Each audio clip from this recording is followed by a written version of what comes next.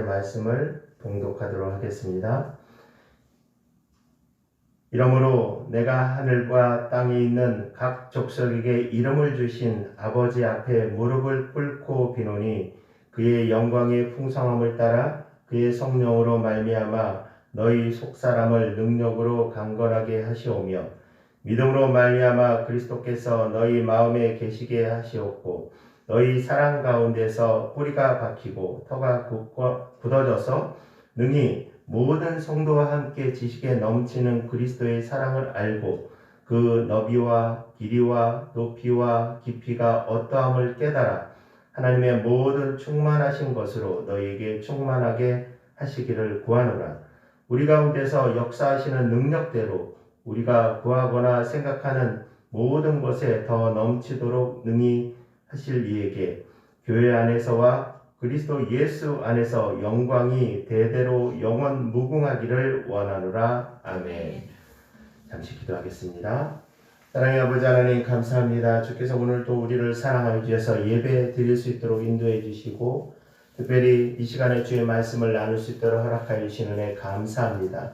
하나님 주의 말씀을 나눌 때 전하는 자에게 은혜를 베풀어 주시고 듣는 저와 우리 성도들에게 은혜를 베풀어 주셔서 하나님 말씀을 잘 알게 하여 주시고 그 잘 알고 있는 말씀을 우리 가슴에 새기는 것뿐만 아니라 행할 수 있고 그 말씀으로 인해서 이 땅에서 주의 백성으로 승리할 수 있도록 주께서 함께해 주시옵소서.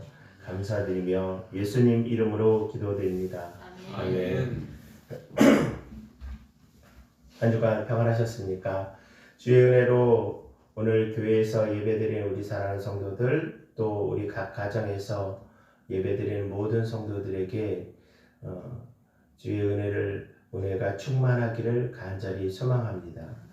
날씨가 요 며칠 사이에 엄청나게 추워졌습니다. 또 눈도 내리고 추워진 날씨 때문에 큰 길가에는 눈이 많이 제설 작업이 되었는데 골목골목에는 아직도 눈이 녹지 않은 모습들도 있고 또 눈이 녹았다 할지라도 이렇게 약간 빙판처럼 되어 있어서 많은 어려움을 겪고 있고 곳곳에서 동파나 여러 가지 그 강추위로 인하여서 피해가 있다라는 소식을 들을 때 마음이 아프고 또 우리 사랑하는 성도들은 어떻게 지내고 있을까라는 생각을 또 해보게 됩니다.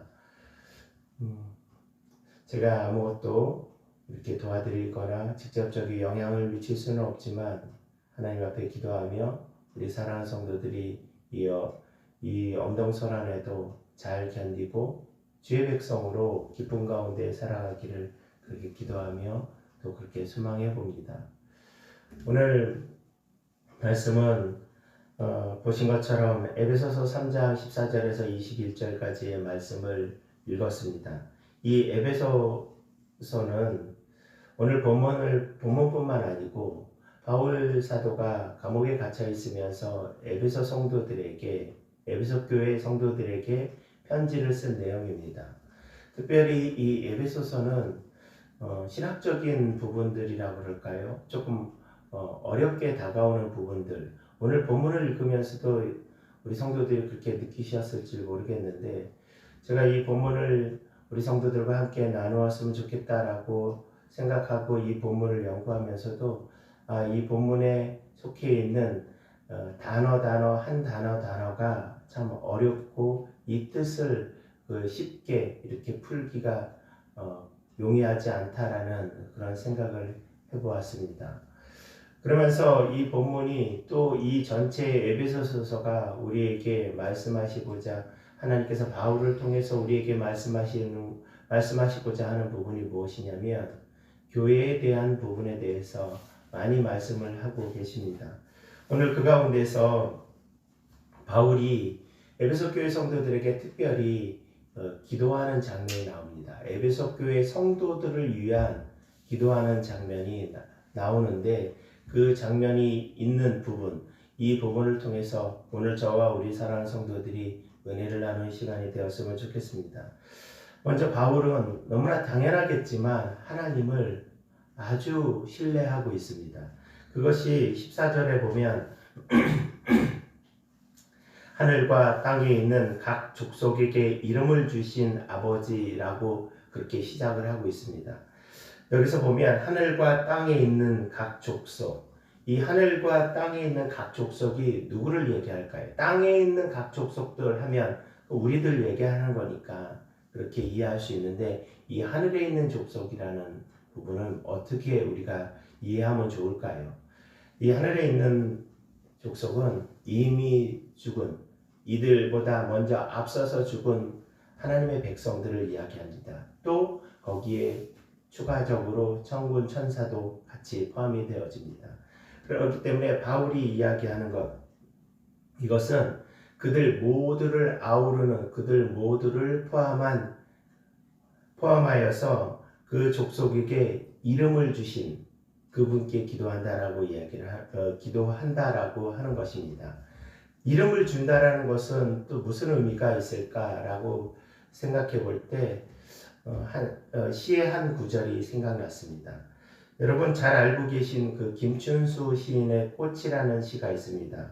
그 꽃이라는 시에 보면 이런 내용이 나와 있습니다. 내가 그의 이름을 불러주었을 때 그는 나에게 와서 꽃이 되었다 라는 그 구절이 시 가운데 있습니다.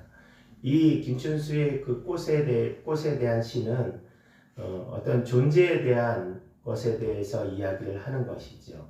이름이라는 것을 불러줌으로 인하여서 그가 존재가 되었다라는 것을 말하고 있는 시인데, 오늘 본문 14절에서 이야기하는 하늘과 땅, 현재 살아가고 있는 사람들 내지는 먼저 죽은 그리스도인들, 하나님의 백성들, 그들에게 이름을 부여한 것, 마치 아담이 창세기에서 동물들의 이름을 부여해서 그들에게 존재를 명확하게 이야기한 것처럼 하나님께서 우리들을 그렇게 만드시고 우리들의 존재를 그렇게 부각시켰다라는 의미입니다. 이것은 다르게 이야기하면 이런 이야기죠. 우리가 아무 가치가 없었던 그런 존재들인데 하나님께서 우리를 창조하여 주심으로 인하여서 우리가 그런 존재가 되었다라는 것을 말하고 있습니다. 결국 바울이 이야기하는 것은 그런 모든 것들을 창조하신 하나님 앞에 내가 기도합니다. 그 모든 것에 창조하신 주인이신 아버지 하나님 앞에 제가 그렇게 기도를 합니다 라는 것을 말하고 있습니다. 그런데 오늘 바울이 기도를 할 때 어떤 표현을 쓰고 있냐면, 표현보다 실제적으로 그렇게 행동을 하였을 것인데, 그것이 무엇이냐면 15절에 보면 무릎을 꿇고 비논이라는 말씀이 나와 있습니다. 무릎을 꿇고 기도했다라는 것은 말 그대로 그냥 무릎 꿇고 기도했다라는 이야기죠. 우리 성도들도 매일매일 그렇게 하지는 못하지만 무릎을 꿇고 기도하신 그런 경험들이 다 있으실 줄 압니다. 그런데 우리가 무릎을 꿇는다라는 걸 굳이 바울이 이 무릎을 꿇는다라고 이야기한 이유가 어디 있을까라고 생각을 해봅니다. 우리가 무릎을 언제 꿇지요? 보통 사람들에게 큰 잘못을 했을 때 무릎 꿇고 사죄합니다 라는 의미로서 무릎을 꿇는 모습도 있습니다. 또 존경의 모습 표시로 하기 위해서 그렇게 하기도 합니다. 성경에서는 무릎을 꿇고 기도하는 것은 아주 간절한 기도의 모습을 나타내고 있습니다. 우리가 대표적으로 무릎을 꿇고 기도하는 모습을 나타내신 분이 계시죠. 누구냐면 우리가 잘 알고 있는 예수님이십니다. 예수님께서 십자가에서 죽으시기 전날 밤에 겟세마네 동산에서 무릎을 꿇고 성부 아버지 하나님 앞에 간절히 기도했던 모습을 우리가 잘 알고 있습니다. 그것처럼 성경에서 무릎을 꿇고 기도하는 것은 간절함을 이야기하고 있습니다. 그런데 상대적으로 유대인들은 어떻게 기도하고 있냐면 서서 손을 높이 들어서 기도하는 것. 우리가 그 공간복음에 마태, 마가, 누가, 요한복음에 보면 바리새인들이 기도하는 장면들이 나오고 있지 않습니까? 그들이 시장에서 손을 높이 들고 소리를 내어서 기도했던 것, 이런 모습들을 우리가 기억을 하고 있는데, 그런 모습들이 되게 거만하게 보이고 교만한 모습같이 보이기도 합니다. 그런데 실제적으로 유대인들은 그렇게 기도를 하는 것이 일상적인 모습이었다라는 거죠. 그러면 반대로 이 무릎을 꿇고 기도하는 것은 특별한 기도의 어떤 제목들이 있어서 그렇게 한 것이라는 생각을 하는 것은 당연한 것이라고 여겨집니다. 그 기도, 바울이 그렇게 에베소 성도들을 향해서 기도하는 그 기도의 내용들이 무엇일까라고 생각해 보면 오늘 본문에서 짧은 본문의 내용이지만 5가지 기도를 하고 있습니다. 첫 번째로 16절에서 19절까지 그 내용이 나오고 있는데 16절에 보면 속 사람을 능력으로 강건하게 하여 속 사람을 강건하게 해주십시오 라고 기도를 하고 있고요. 또 17절에 보면 2가지 기도를 하고 있는데 믿음으로 말미암아 그리스도께서 우리 마음에 계시는 것을 흔들리지 않게 이건 결국 구원의 확신을 갖게 하게 해주세요 라는 기도입니다. 또 사랑 가운데 뿌리가 박히고 터가 굳건하게 해주세요. 그리고 18절과 19절에 보면 먼저 18절에 보면 지식에 넘어서는 예수님을 알기 원합니다 라고 기도하고 있습니다. 마지막 19절에 보면 하나님의 모든 충만하신 충만으로 우리가 충만하기를 원합니다 라는 5가지 기도 제목을 놓고 에베소 성도들을 위해서 이렇게 기도하고 있습니다. 바울이 이렇게 기도한 이유가 어디 있겠습니까? 이 에베소 교회는 현재 지금 바울이 로마 감옥에 갇혀서 이 에베소 교인들에게 편지를 쓴 내용이 우리가 알고 있는 에베소서라고 제가 먼저 말씀을 드렸는데 바울이 3차 전도 여행을 걸쳐서 여러 교회를 세우고 또 여러 교회를 섬기고 또 가르쳤는데 그 가운데 이 에베소 교회는 약 3년에 걸쳐서 가르쳤던 교회입니다.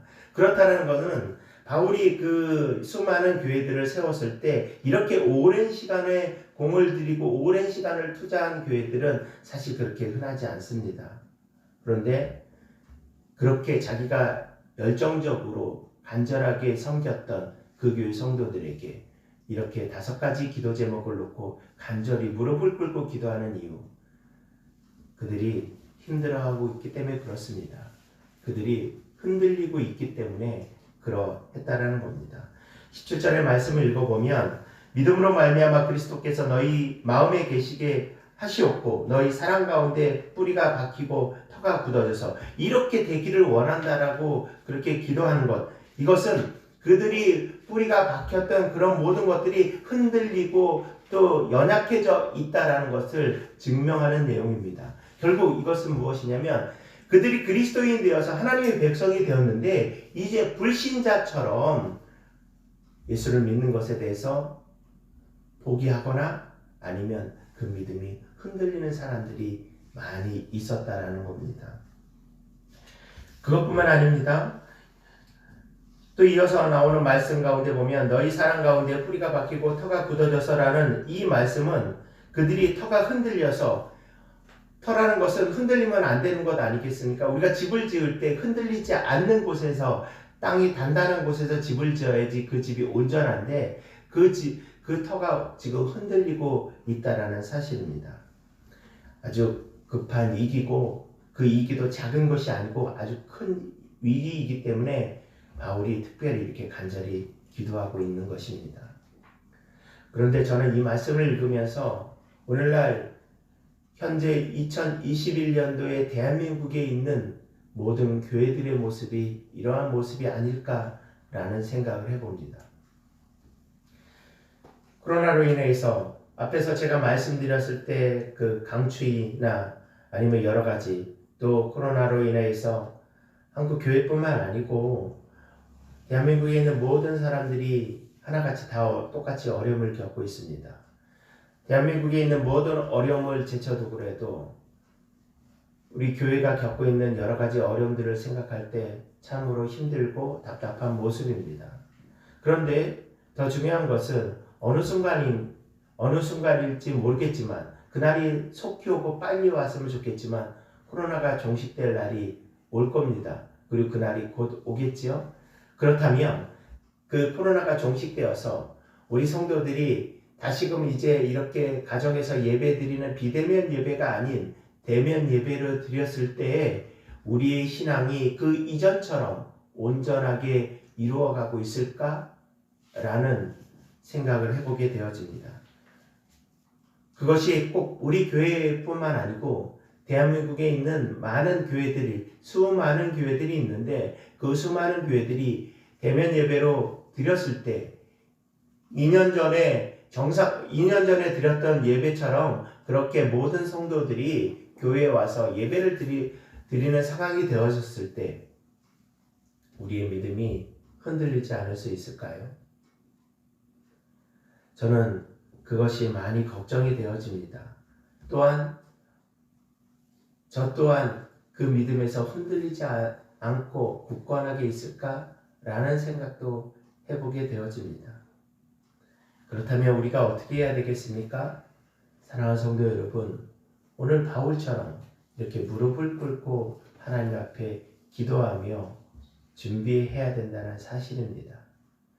그러면 오늘 바울이 그렇게 5가지 기도를 했는데 그 5가지 기도의 내용들, 굳이 이렇게 세분화해서 기도하는 이유가 어디 있을까? 이것을 꼭 집어서 이렇게 기도한 이유가 어디 있을까? 이유가 있기 때문에 그러하지 않았겠습니까?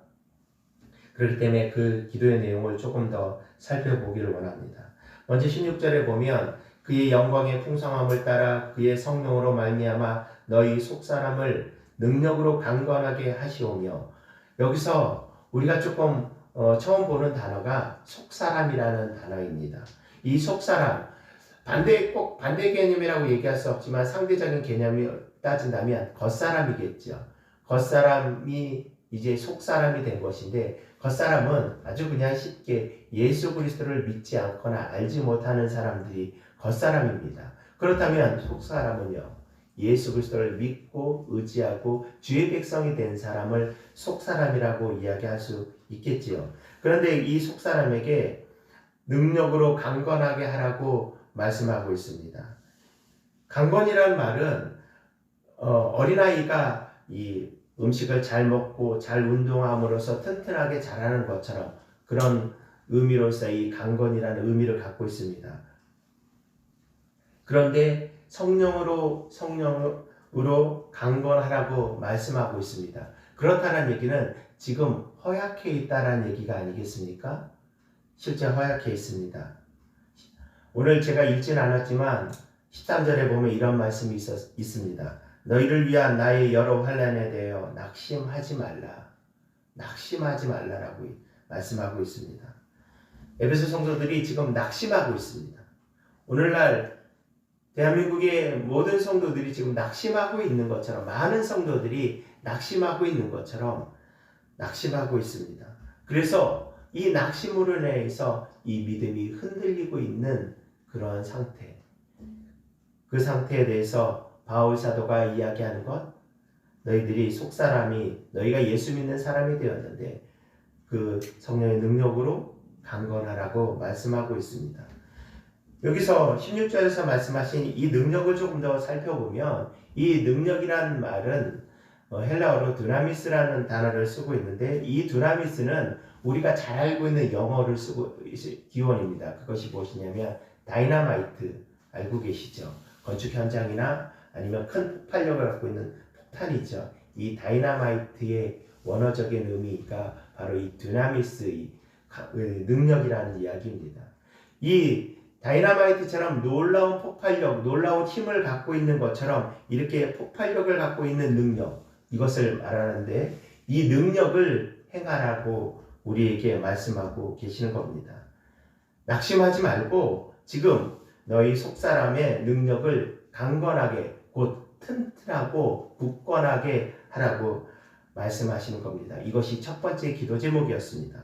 두 번째 기도 제목은 17절의 말씀을 읽어보면 믿음으로 말미암아 그리스도께서 너희 마음에 계시게 하시옵고, 믿음으로 말미암아 그리스도께서 너희 마음에 계시게 하시옵고, 우리가 속사람이 되었으니까 예수께서 우리 안에 계시지 않습니까? 그런데 바울이 이렇게 다시 말씀하신 이유가 어디 있을까요? 앞에서 말씀드린 것처럼 에베소 성도들이 계속 흔들리고 있기 때문에 너희가 믿음 안에서 흔들리지 말라. 이것을 다르게 이야기하면 아주 쉽게 구원받은 확신에 대해서 흔들리지 말라라는 이야기입니다. 그렇기 때문에 바울이 두 번째 기도 제목을 내놓습니다. 너희들이 구원받은 백성인데 그 구원받은 것에 대해서 흔들려서 떨어지지 않기를 원한다 라는 이야기입니다. 세 번째 기도 제목은 17절 그 하반절에 보면 너희가 사랑 가운데서 뿌리가 박히고 터가 굳어져서 너희가 사랑, 그 사랑은 예수님의 사랑을 이야기하죠. 그 가운데서 뿌리가 박히고 터가 굳어져서라는 말씀을 하는데 터가 굳어지고 뿌리가 박히라는 말씀이시죠. 그러면 제가 우리 성도들에게 질문을 하나 하고 싶습니다. 우리가 어디에 뿌리를 박고 어디 터에 있어야 되겠습니까? 당연히 교회입니다. 교회 안에서 뿌리가 박히고 터가 굳건해야 됩니다. 요즘 교회에 대한 비난의 이야기들이 많이 나옵니다. 제가 가슴 아프게 듣는 이야기 중에 하나가 왜 당신들은 교회에서 자꾸만 예배를 드리느냐. 예배 드리지 말라 그러면 예배를 드리지 말아야지. 교회에서 헌금하는 것 때문에 그러는 거 아니냐. 예배 드리지 못하면 헌금을 못 거두니까 그래서 당신들이 돈 때문에 그러는 거 아니냐 라는 이야기들을 믿지 않는 분들이, 예수를 알지 못하는 분들이 그렇게 많이 이야기를 합니다. 제가 그 이야기를 들을 때마다 참 가슴이 아픕니다. 우리가 과연 그러해서 예배를 드리는 것인가? 사실은 그렇지 않지 않습니까? 예배는 하나님과 우리의 약속이기 때문에 드리는 것이고 예배가 우리가 살 길이기 때문에 드리는 것 아니겠습니까? 그렇기 때문에 오늘 바울도 이야기하는 겁니다. 뿌리가 박히고 터가 굳건해져서 어디에서? 교회에서 그렇게 교회에서 뿌리가 박히고 그 터가 굳건하라고 말씀하고 또 그렇게 기도하는 것 아니겠습니까? 예전에, 지금은 많이 그런 모습이 흐트러졌지만 주일 예배를 지키기 위해서 국가고시도 포기했던 분들의 이야기를 저는 많이 들었습니다. 지금처럼 국가고시가 평일에 하거나 토요일날 하는 것이 아니고 예전에는 다 주일날 하지 않았습니까?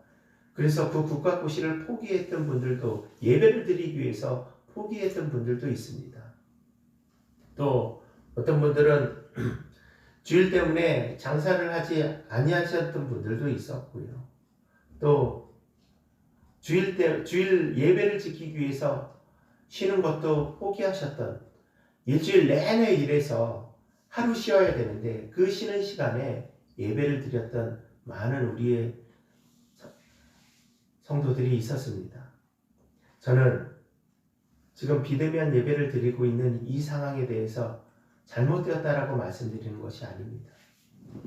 우리가 예배를 정말로 소중하게 여기고 예배를 귀하게 여기고 예배가 나의 생명이다라고 생각하는지에 대한 그러한 질문입니다. 사랑하는 성도 여러분, 왜 하나님께서 예배를 만드셨을까요? 구약 성경에 사람들에게, 유대인들에게 제사의 방법을 가르치시고 그 제사를 꼭 지키게 하시고 신약 시대에 예배를, 예수님 이후에 예배를 드리도록 우리에게 말씀하신 그 근본적인 이유가 어디 있겠습니까?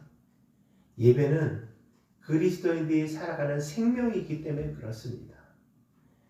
우리가 예배를 드리지 않으면 당장 무슨 일이 아무리 안 일어날 것 같지만 그리스도인으로서 예배는 가장 소중하고 귀한 것이기 때문에 예배를 드려야 된다라고 말씀을 드리는 것이고, 오늘 바울이 그 안에 뿌리를 받고 그 교회, 예배를 드리는 교회에 뿌리를 받고 그 터에서 굳건해야 된다라고 말씀하고 있는 겁니다.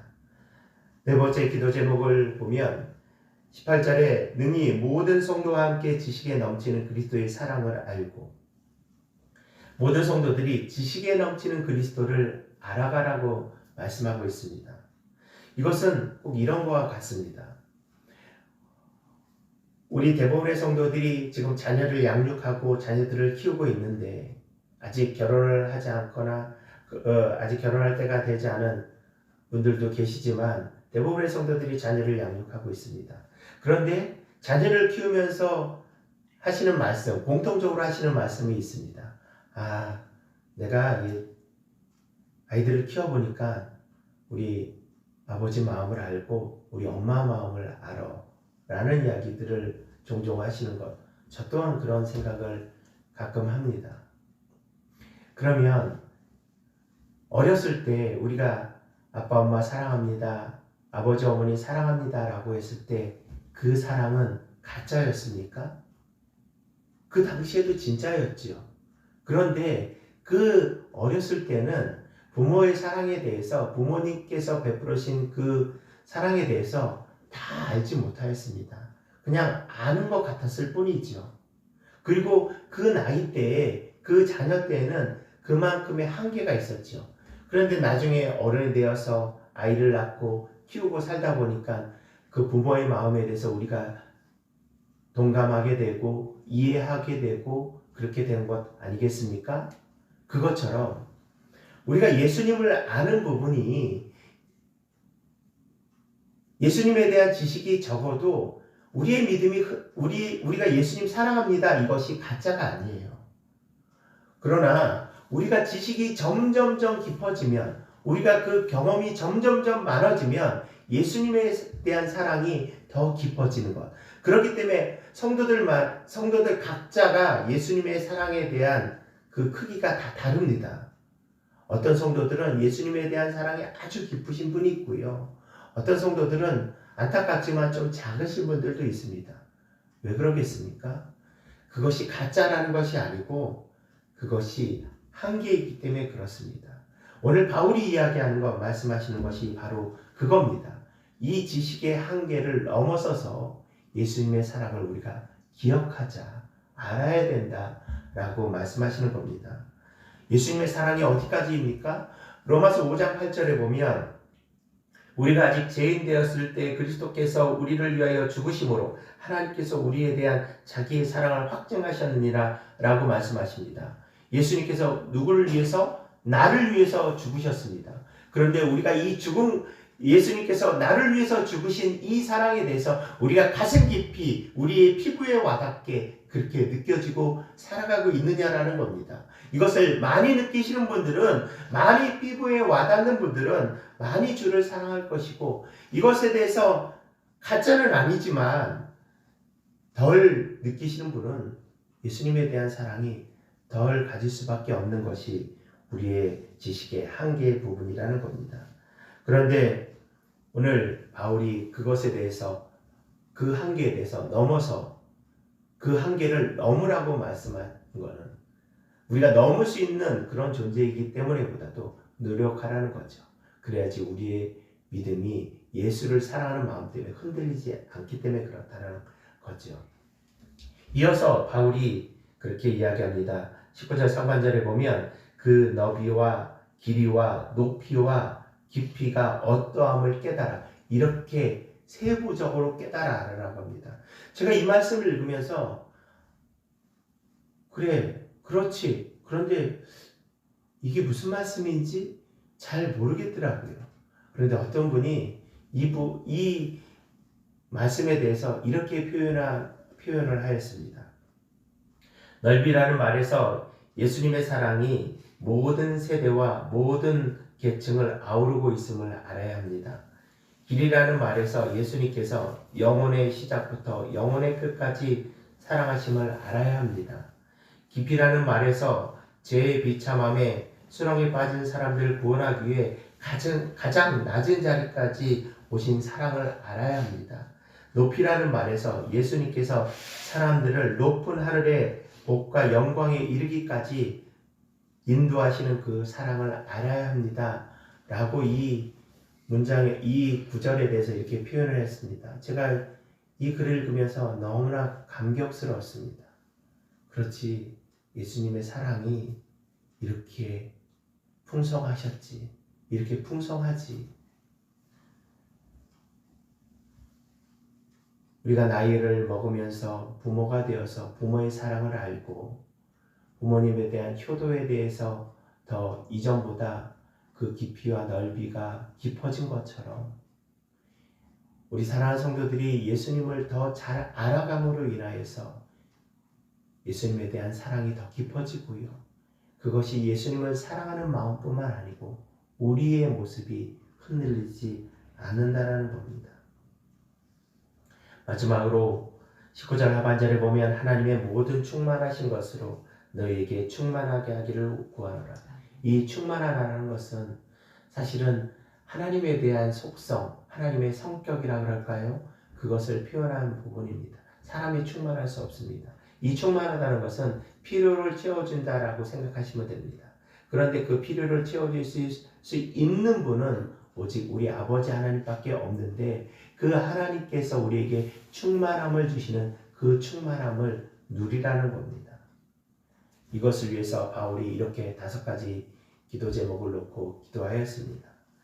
바울이 오늘 우리에게 에베소 성도들에게 말씀하시고 이 본문이 오늘 저와 우리 성도들에게 말씀하신 기도의 제목, 예수 믿고 변한 속사람이 강건해지길 위해서 기도하라는 것이고, 두 번째로 예수님이 우리 안에 계시는데 곧 구원의 모습이 우리 안에 있는데 그 구원에 대해서 흔들리지 말라라고 말씀하십니다.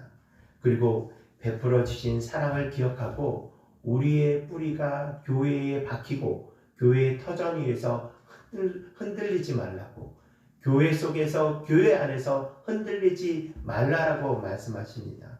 또한 그 지식, 예수님을 향한 그 지식, 예수님에 대한 것들에 대해서 많이 묵상하고 많이 생각해서 그 사랑의 깊이를 조금 더 가늠하여서 우리의 믿음이 흔들리지 말라라고 하십니다. 그리고 그 충만함, 하나님께서